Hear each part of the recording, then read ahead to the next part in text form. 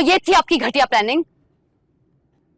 आपने मुझे यकीन दिलाया था कि शबरेज मुझसे शादी करेगा, तो ये ऐन मौके पे तमाशा कैसा?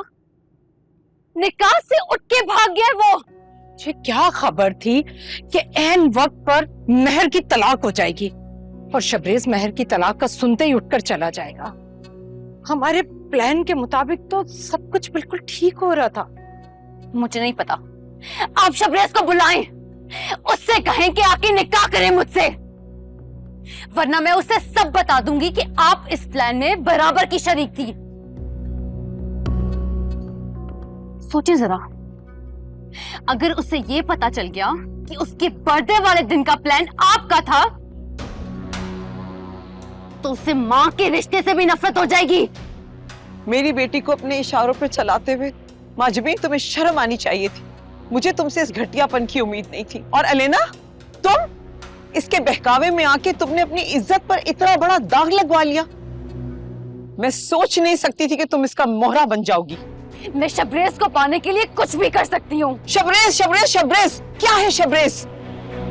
जिसकी खातिर तुमने अपनी इज्जत की भी परवाह नहीं की। दिमाग खराब हो गया है तुम्हारा। शबरेज को पाने के लिए मुझसे जो बन पड़ा मैं करूंगी।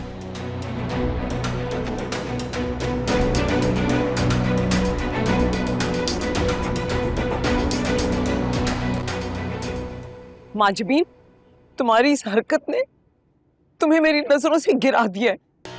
मैं तो जानती भी नहीं थी कि दोस्ती की आड़ में मैं अपने आस्तीन में एक सांप को पाल रही हूँ, जो वक्त पड़ने पर मेरी ही इज्जत से खेल जाएगी। साहिबा, तुम समझने की कोशिश करो। मैंने तो ये सब सिर्फ इसलिए किया कि शबरेज और अलैना की शादी हो जाए। इस तरह मेरी बेटी की तजलील करके उस पे दाग लगाकर। अलैना तो ना समझ है, जज्बाती है, लेकिन तुमने इतना घिनौना खेल खेलते हुए सोचा नहीं। मुझे तुमसे इस घटिया हरकत की उम्मीद नहीं थी माजबीन। अब तुम सोचना भी नहीं कि मैं तुमसे किसी किस्म का कोई ताल्लुक रखूंगी।